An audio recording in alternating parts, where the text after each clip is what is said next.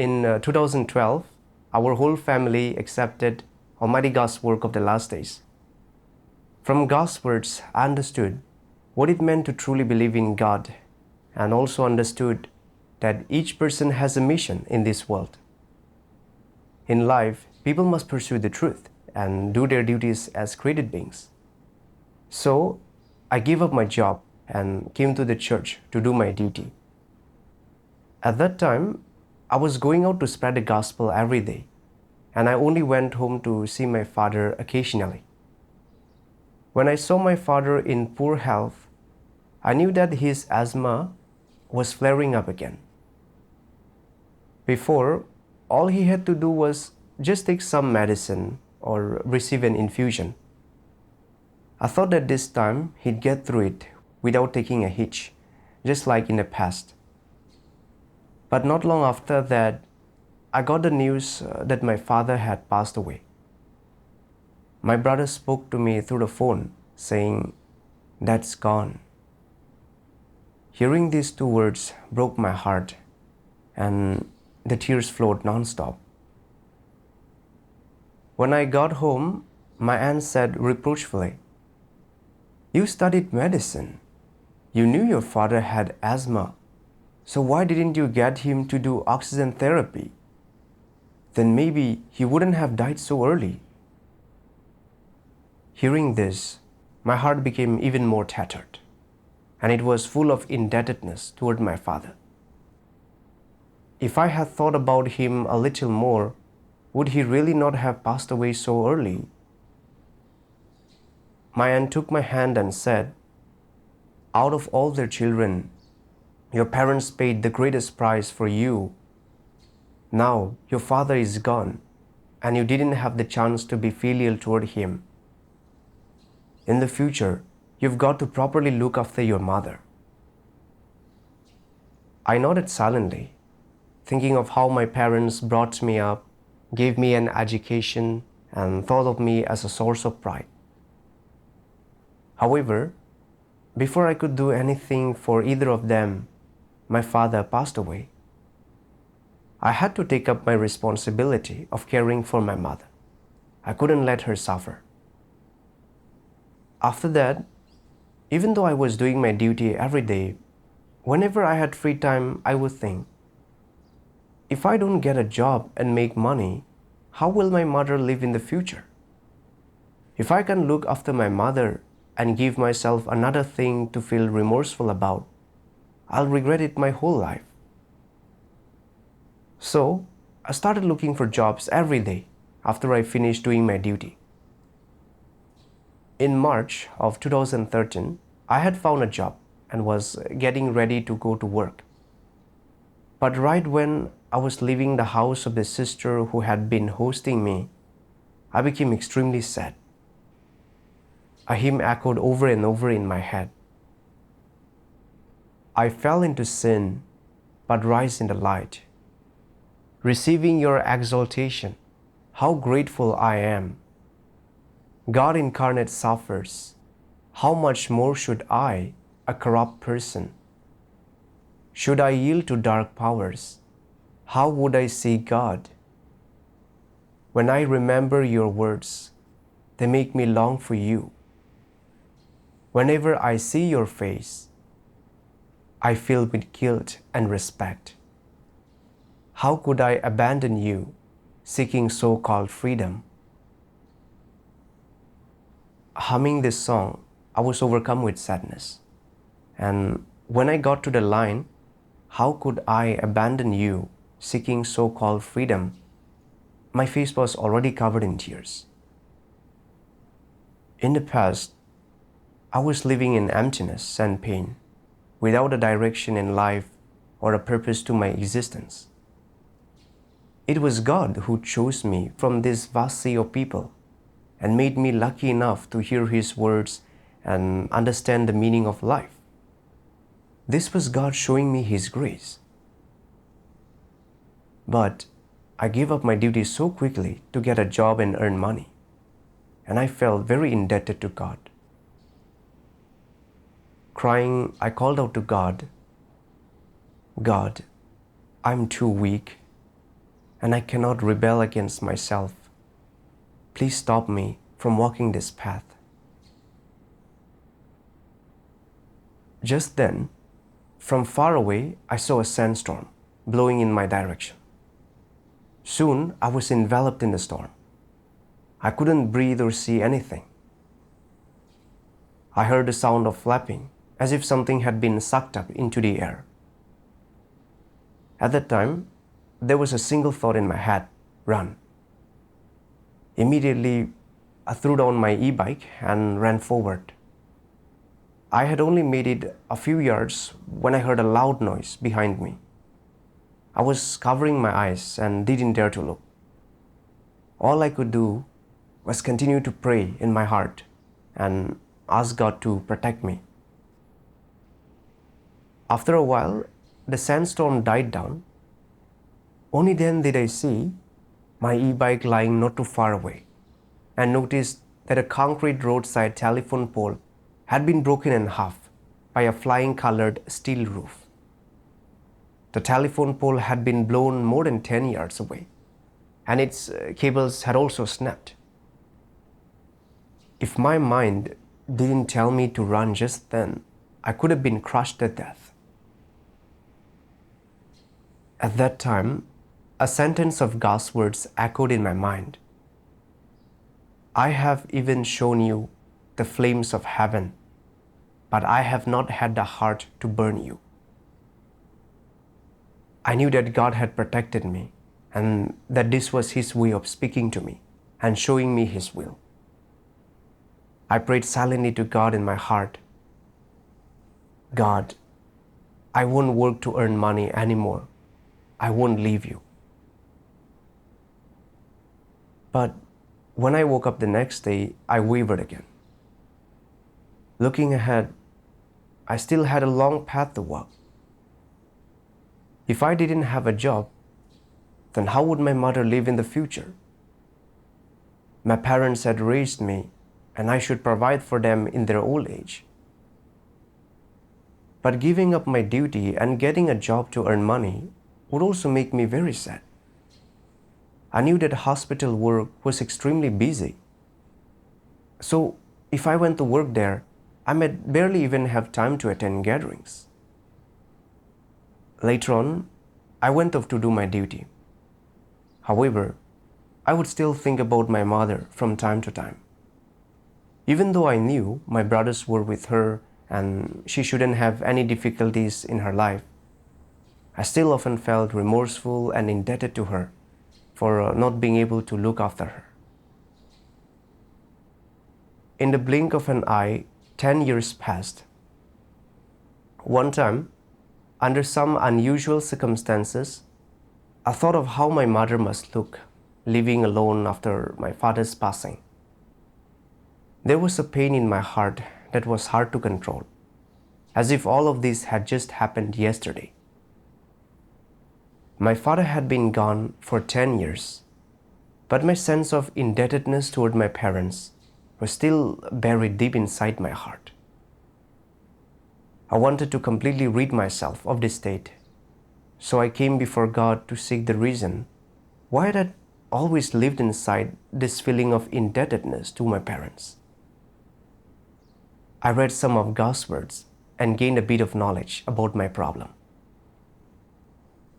Almighty God says, "There is a saying in the world of unbelievers, crows repay their mothers by feeding them, and lambs kneel to receive milk from their mothers.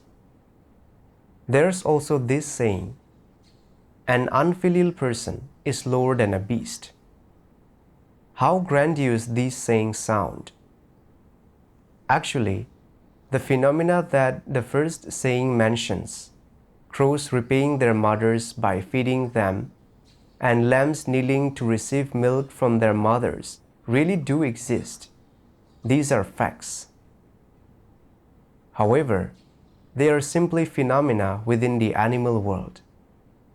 They are merely a kind of law that God has established for various living creatures, and by which all kinds of living creatures, including humans, abide.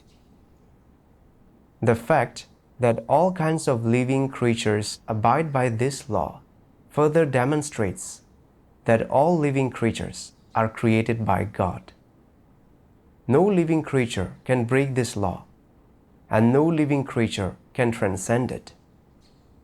Even relatively ferocious carnivores like lions and tigers nurture their offspring and do not bite them before they reach adulthood. This is an animal instinct. No matter which species they are, whether they are ferocious or kind and gentle, all animals possess this instinct. All kinds of creatures, including humans, can only continue to multiply and survive by abiding by this instinct and this law. If they didn't abide by this law, or didn't have this law and this instinct, they wouldn't be able to multiply and survive. The biological chain wouldn't exist, and neither would this world. Isn't that true? Crows repaying their mothers by feeding them, and lambs kneeling to receive milk from their mothers demonstrates precisely that the animal world abides by this kind of law. All kinds of living creatures have this instinct. Once offspring are born, they are cared for and nurtured by the females or males of the species until they become adults. All kinds of living creatures are able to fulfill their responsibilities and obligations to their offspring, conscientiously and dutifully raising the next generation. This should be even more the case for humans. Humans are called higher animals by mankind.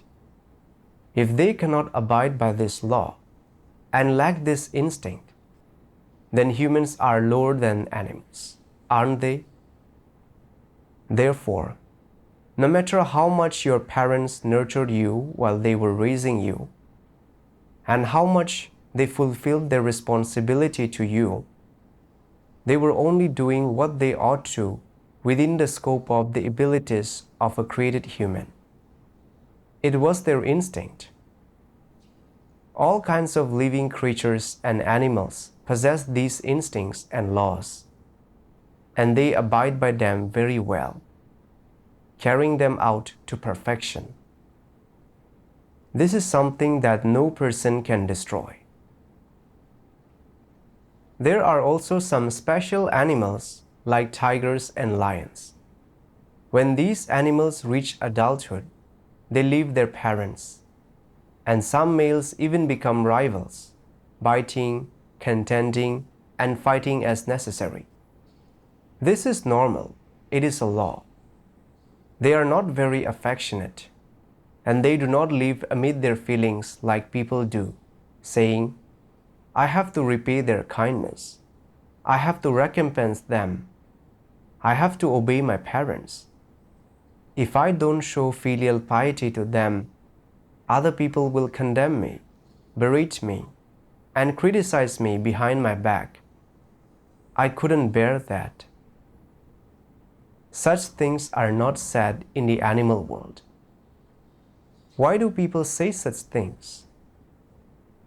Because in society and within groups of people, there are various incorrect ideas and consensuses. After people have been influenced, corroded, and rotted by these things, different ways of interpreting and dealing with the parent-child relationship arise within them. And they ultimately treat their parents as their creditors that they will never be able to repay their whole lives. There are even some people who feel guilty for their whole lives after their parents die, and think themselves unworthy of their parents' kindness because of one thing they did that didn't make their parents happy, or didn't go the way their parents wanted it to. Tell me, is this not excessive? People live amid their feelings, so they can only be encroached upon and disturbed by various ideas stemming from these feelings. In any case, by raising you, your parents are fulfilling a responsibility and an obligation. Raising you into an adult is their obligation and responsibility, and this cannot be called kindness. If it cannot be called kindness, then is it not something that you ought to enjoy? This is a kind of right that you should enjoy. You should be raised by your parents, because before you reach adulthood, the role that you play is that of a child being brought up. Therefore, your parents are just fulfilling a kind of responsibility toward you, and you are just receiving it. But you are certainly not receiving grace or kindness from them. For any living creature, bearing and looking after children, reproducing, and raising the next generation is a kind of responsibility. For example, birds, cows, sheep, and even tigers have to take care of their offspring after they reproduce. There are no living creatures that do not raise their offspring. It's possible that there are some exceptions, but there are not many of them. It's a natural phenomenon in the existence of living creatures. It's an instinct for living creatures, and it cannot be attributed to kindness. They are just abiding by a law that the Creator set out for animals and for mankind. Therefore, your parents raising you isn't a kind of kindness. Based on this, it can be said that your parents are not your creditors. They are fulfilling their responsibility to you. No matter how much effort and money they spend on you, they should not ask you to recompense them, because this is their responsibility as parents. Since it is a responsibility and an obligation, it should be free, and they should not ask for compensation. By raising you, your parents were just fulfilling their responsibility and obligation, and this should be unpaid, and it should not be a transaction. So, you do not need to approach your parents or handle your relationship with them according to the idea of recompensing them.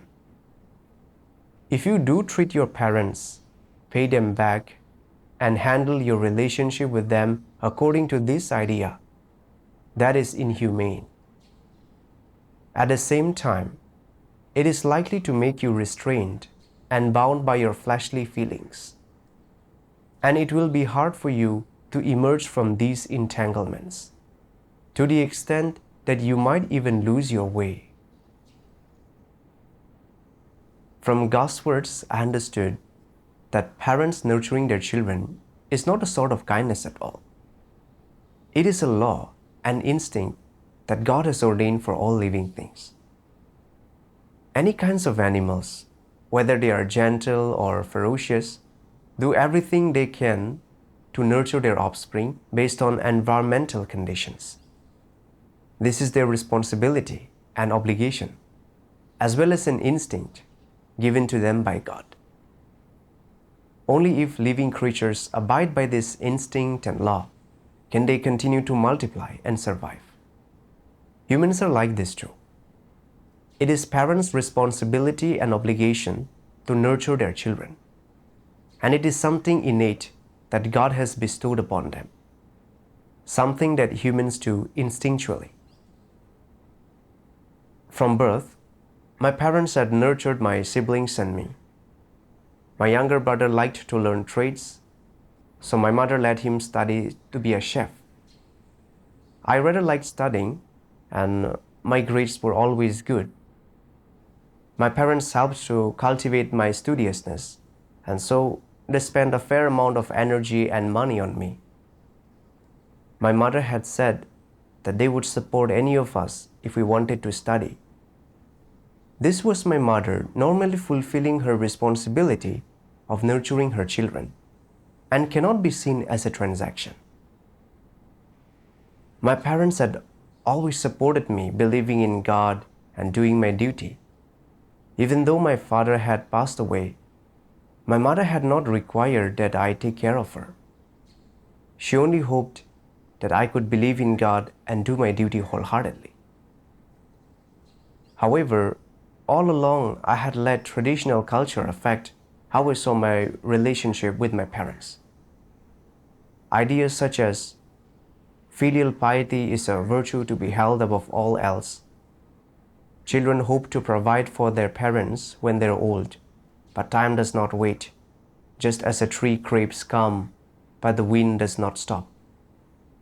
Crows repay their mothers by feeding them, and lambs kneel to receive milk from their mothers, and an unfilial person is lower than a beast, had been instilled in me from a young age, and I believed that my parents' love was the greatest love in the world. Only if I was filial to them and repaid them materially and spiritually would I be a filial child and a good person. Father's sudden passing made me feel even more the irreparable guilt expressed in the phrase, "Children hope to provide for their parents, but time does not wait." So, after my father passed away, I wanted to get a job and make money, provide for my mother, and show my filial piety to her. Even though I was fully aware that I couldn't leave my duty behind and betray God, I still wasn't able to struggle free from these ideas that bound me. If God hadn't used a sandstorm to warn me, I may have already dropped my duty and shunned Him. These ideas from traditional culture seem quite noble, but in essence, they are actually invisible chains that Satan wraps around people. These ideas warped the relationship between parents and their children. They have made people see the parental responsibility of nurturing one's children as a kindness that must be repaid. If people are unable to repay their parents or the conditions to do so aren't met, they'll think that they are unfilial and have no conscience, and will even spend a lifetime feeling indebted and reproaching themselves. Satan uses these traditional ideas to poison and bind people, to make them shun God and betray Him, thus achieving its goal of harming people. With God revealing the relationship between parents and children, I gradually became clear-headed. My parents expanding themselves for me is not a weight that I need to carry on my shoulders. I shouldn't look at my relationship with my parents based on satanic traditional culture and treat their love and care for me as a kindness to repay. This is not in line with the truth. Recognizing this, my heart became much lighter and liberated. Later, I read more of God's words. Almighty God says, "The parental relationship is the most difficult relationship for someone to handle emotionally. But in fact, it's not entirely unmanageable. Only on the basis of understanding the truth can people treat this matter correctly and rationally. Do not start from the perspective of feelings, and do not start from the insights or the perspectives of worldly people. Instead, treat your parents in the proper manner according to God's words. What role do parents actually play? What do children actually mean to their parents? What attitude should children have toward their parents? And how should people handle and resolve the relationship between parents and children? People should not view these things based on feelings, nor should they be influenced by any wrong ideas or prevailing sentiments. They should be approached correctly based on God's words. If you fail to fulfill any of your responsibilities to your parents in the environment ordained by God, or if you do not play any role in their lives whatsoever, is that being unfilial? Will your conscience accuse you? Your neighbors, classmates, and relatives will all berate you and criticize you behind your back. They will call you an unfilial child, saying, "Your parents sacrificed so much for you, invested so much painstaking effort in you, and did so much for you ever since you were little. And you, being the ungrateful child you are, just disappear without a trace, not even sending word back that you're safe. Not only do you not come back for New Year, you don't even give a phone call or send a greeting to your parents." Every time you hear such words, your conscience bleeds and weeps, and you feel condemned. Oh, they're right.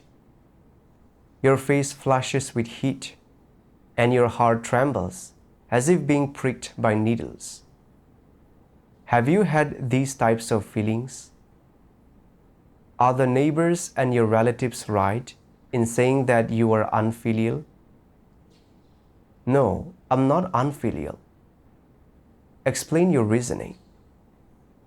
First of all, most people choose to leave home to perform their duties, in part because of the overarching objective circumstances, which necessitate them leaving their parents. They cannot stay by their parents' side to take care of them and accompany them. It's not that they willingly choose to leave their parents. This is the objective reason. For another thing, subjectively speaking, you go out to perform your duties not because you wanted to leave your parents and escape your responsibilities, but because of God's calling. In order to cooperate with God's work, accept His calling, and perform the duties of a created being, you had no choice but to leave your parents. You could not stay by their side to accompany them and take care of them. You didn't leave them to avoid responsibilities, right? Leaving them to avoid your responsibilities and having to leave them to answer God's calling and perform your duties, aren't these of two different natures? In your heart, you do have emotional attachments and thoughts for your parents. Your feelings are not empty.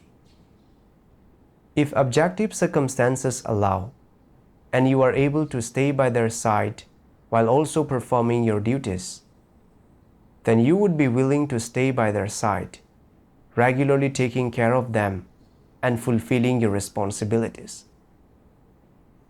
But because of objective circumstances, you must leave them. You cannot remain at their side. It's not that you don't want to fulfill your responsibilities as their child, but that you can't. Isn't this different in nature? If you left home to avoid being filial and fulfilling your responsibilities, that is unfilial and lacks humanity. Your parents raised you, but you can't wait to spread your wings and quickly go off on your own. You don't want to see your parents, and you don't pay any regard when you hear about some difficulty they've encountered. Even if you have the means to help, you don't.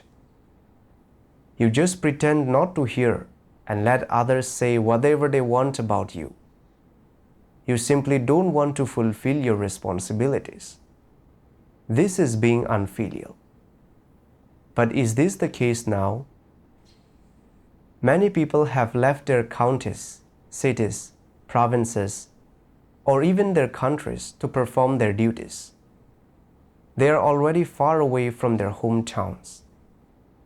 Furthermore, it's not convenient for them to stay in touch with their families for various reasons.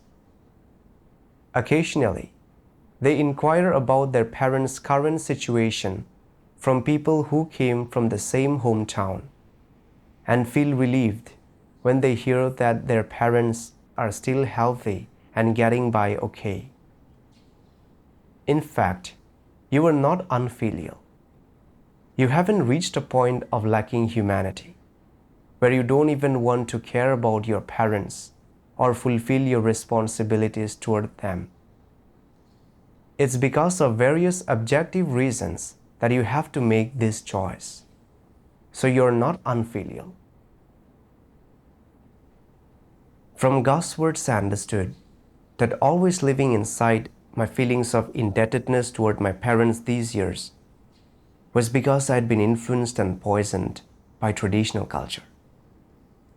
I thought that I had not lived up to the sayings, crows repay their mothers by feeding them, and a kindness received should be gratefully repaid. I believed that I was an unfilial child. My conscience was heavy and I couldn't hold back tears. From God's words, I finally recognized that one should not judge a person's conscience and humanity based on their external behavior, but rather on the essence of their actions. It's just like how over these years, I was only concerned about my mother and wanting to show filial piety to her, because believing in God and doing my duty meant that I couldn't often be by her side. Also, the pursuit and persecution of the Communist Party meant that I had to flee from home and wouldn't have the chance to be filial toward my parents. It wasn't that I didn't want to be filial or that I wanted to evade my responsibility. This problem was different in essence from meeting the conditions for being filial but still not doing it. So I shouldn't confuse the two. I had to view myself correctly based on God's words. Only by doing this could I shake off Satan's deception and harm. After this, I read some more of God's words, and I saw more clearly how to correctly regard my relationship with my parents. Almighty God says, when dealing with your parents, whether you fulfill your obligations as a child to take care of them must be entirely based on your personal conditions and God's orchestrations. Doesn't this explain the matter perfectly? When some people leave their parents, they feel that they owe their parents a lot and that they do nothing for their parents. But then, when they do live together, they are not filial to their parents at all, and they do not fulfill any of their obligations. Is this a truly filial person? This is saying empty words. No matter what you do, what you think, or what you plan, those things are not important. What is important is whether you can understand and truly believe that all created beings are in the hands of God. Some parents have that blessing and that destiny to be able to enjoy domestic bliss and the happiness of a large and prosperous family. This is God's sovereignty and a blessing God gives them. Some parents don't have this destiny. God has not arranged this for them. They are not blessed to enjoy having a happy family or to enjoy having their children stay by their side. This is God's orchestration, and people cannot force this. No matter what, ultimately, when it comes to filial piety, people must at least have a mindset of obedience. If the environment permits, and you have the means to do so, then you can show your parents filial piety. If the environment does not permit, and you lack the means, then do not try to force it. What is this called? This is called obedience. How does this obedience come about? What is the basis for obedience? It is based on all of these things being arranged by God and ruled over by God. Though people may wish to choose, they cannot. They do not have the right to choose, and they should obey. When you feel that people should obey and that everything is orchestrated by God, don't you feel calmer in your heart? Then will your conscience still feel rebuked? It will no longer feel constantly rebuked, and the idea of not having been filial to your parents will no longer dominate you. Occasionally, you may still think about it, as these are some normal thoughts or instincts within humanity, and no one can avoid them. In the presence of the Creator, you are a created being. What you should do in this life is not just to fulfill your responsibilities to your parents, but to fulfill your responsibilities and duties as a created being. You can only fulfill your responsibilities to your parents on the basis of God's words and the truth principles, not by doing anything for them based on your emotional needs or the needs of your conscience. From God's words I understood that when it comes to the relationship between parents and children, within the environment that God has ordained, both parties should fulfill their responsibilities based on their own abilities and conditions. As far as man's fate, God has already ordained how much one suffers and how much blessing they enjoy in their lifetime. Parents cannot decide which paths their children follow in the future, and children cannot change their parents' fates through their own hard work. Some people have a certain blessing, while others do not have that blessing. None of this can be changed by human willpower and affection. It's just like how my parents groomed me to study medicine, and although they spent lots of money, I didn't work in that industry in the end. In the same vein, I wanted to be filial toward my parents, but my father passed away too soon. And I wanted to be filial toward my mother, but I was never able to be by her side. In the past, I feared that my mother was suffering and always wanted to work hard to help her be happier in the latter part of her life. To put it bluntly, I wanted to exhaust all my strength to change my mother's fate and create happiness for her. The fact is that I'm not even in control of my own fate, of what I do in this lifetime, or of whether or not I can be happy. How could I change my mother's fate? I saw how foolish and arrogant I was. I had learned that when it came to regarding my mother, I just needed to take things as they came and fulfill my responsibilities according to my own conditions. If I was living with my mother and the conditions were met for taking care of her, then I could be filial to the best of my abilities. If I could not be next to her, I didn't need to feel indebted because of it. Since I am a created being, I only need to do my duty well in the environment that God has arranged for me.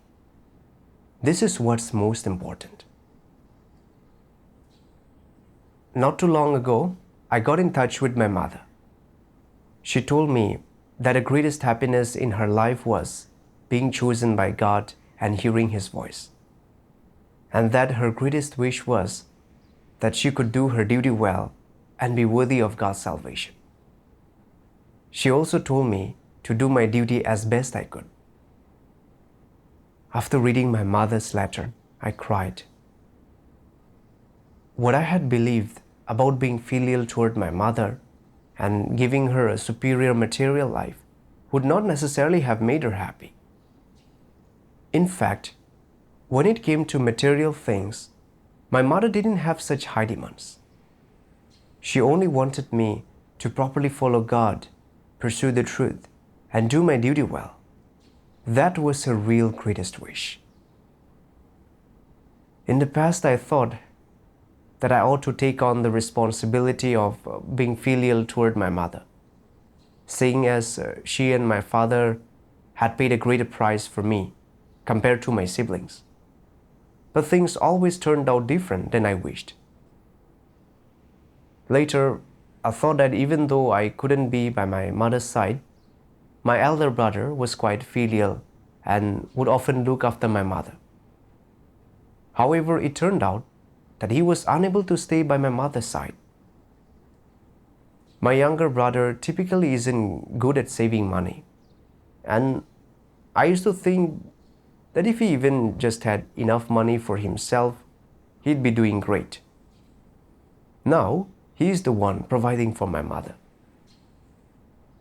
God truly holds sovereignty over and arranges things in a way that people could never imagine or anticipate. But it is really God who holds sovereignty over and arranges each person's fate. And fate is something no one can choose or change. Now, I no longer feel sad due to all the seemingly miserable circumstances my mother has experienced. And I no longer worry about her future. I know that our fates are all in God's hands, and each person will experience both good and miserable circumstances, including myself. This is something that no person can escape or change.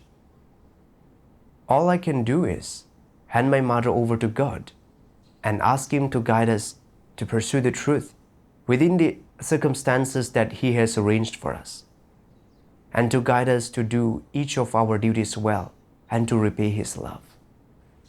Thank God.